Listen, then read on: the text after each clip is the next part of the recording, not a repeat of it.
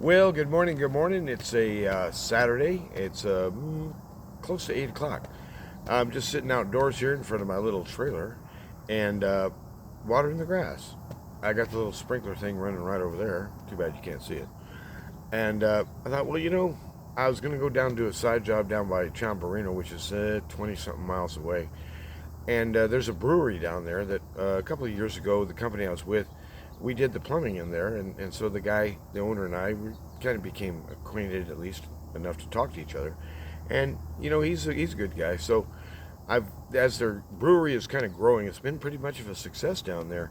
They're adding new equipment and moving lines around and trying to do stuff like that. And so anyway, there's a fastening system called Wurzbo, and it's a real good idea. It's a PEX product line, but it requires PEX A tube.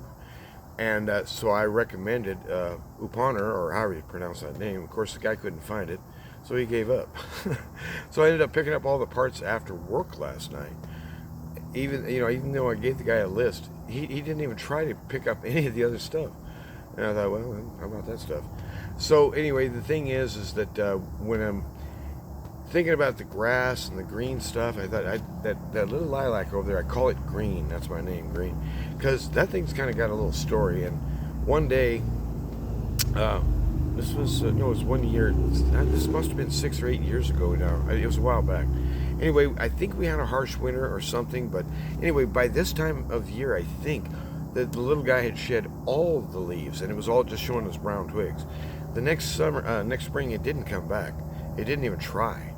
So I kind of pruned it back a little bit, kind of shrunk the old broken branches issue, and just carried them off. But I thought, that thing's dead, and I didn't see anything from it again. So the next year, the next spring now, I was out there rooting around doing something, and all of a sudden I looked down. What's that?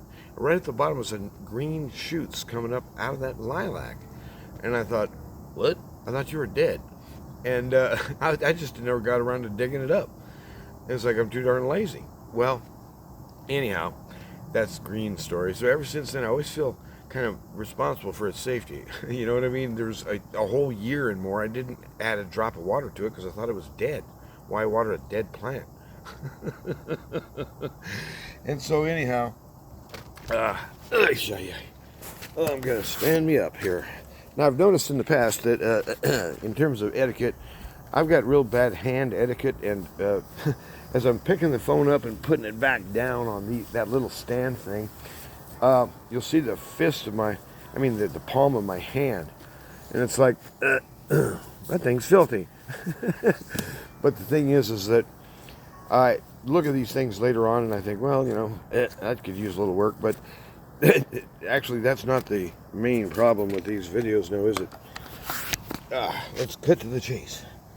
Oh, so anyway, I was sitting here thinking some kind of fun thoughts today. I was driving by an Episcopalian church. Now, I've visited this place several times in the past because the ex-senior pastor of the church I go to it occasionally fills their pulpit, they call it, because their pastor, or whatever they call him, rector or something, is like on the road. And so I've gone over to visit just to listen to his sermons and stuff. So the Episcopalian model is something I suppose some people would feel very comfortable in. For me, it seemed artificial, but I do like the liturgical idea, but it's just like, come on, get over it, dude. You've been saying these exact same prayers now for 283 years. Have they been answered? Maybe you're praying the wrong way. Anyway, I don't mean to criticize the Episcopalian. Anyway, they had a sign out front, and it said, now get this, welcome to all. That's with a big exclamation mark. And I think it was one of those little digital flasher signs. I think that was right. Anyway, whatever it said, welcome to all. Maybe it might have been printed. Anyway, apparently it made an impression. The message did, but I don't tell you what the sign looked like. But I thought, nah, that's not what you want to say. Now, if you want to grow a church, see, this is Mike's church growth theory number 2. Act like you're selling something, and then don't. And people will wonder about you. They'll come on in. So I thought, if you want to bring people in the door, you don't say welcome to all, because the way people will realize that when they read that as they drive by, they're going to go, well, that don't include me. Why? ELL, because I ain't one of them. You know what I mean? So, in other words, you have this self-editing feature inside the human psyche, as it were, ever since the fall, at least. And so, this is getting a little clumsy here. I'm trying to get that hose to... I just didn't want to get all soaked. It doesn't really matter, I guess. Ugh. There we go. Getting close. There, now. Now, my little buddy Green, as you can see, I'll invert this. This is very... See, right now, strategic planting of the water puts green in its path. So we now have photographic evidence that I do water the plants occasionally. Ugh. And so far this year, they're doing pretty good. But I thought, if you want to draw people in, you don't talk to them that way. You don't say, welcome to y'all, all y'all. Actually, that would be better if they printed that. Welcome to all y'all. That might even include me. But people want to be singled out. They want to be called individually. And that's the way it really is. I mean, in other words, the whole idea of the seeker-friendly church, which became such a big deal, I don't know, in the 80s or 90s or somewhere, as if this was some novel concept that maybe the people of God should be, warm and appealing to be around. That if the power of love and light and resurrection is actually in you, are you able to even be glad for a minute about anything? And so joy and gladness and the light heart of welcome, that, in other words, that's how you can tell you are welcomed. Because when you walk in, their eyes light up, and maybe a little kiddo will run right across the floor and stick up their arms to be picked up, or something like that. You're welcome there. You can tell.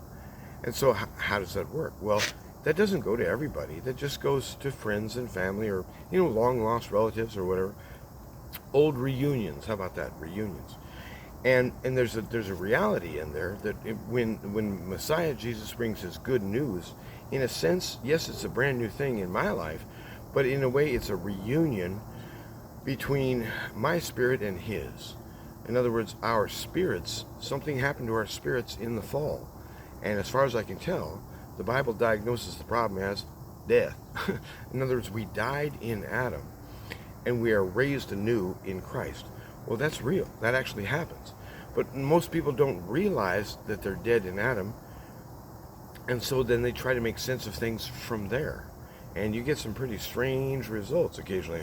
And I think you could testify that when you go out to do something and you think, well, I was just trying to help or whatever, and the thing just blows up in your face, ends up costing you a bunch of money or wrecks your car or something. And you're kind of going, what was that all about?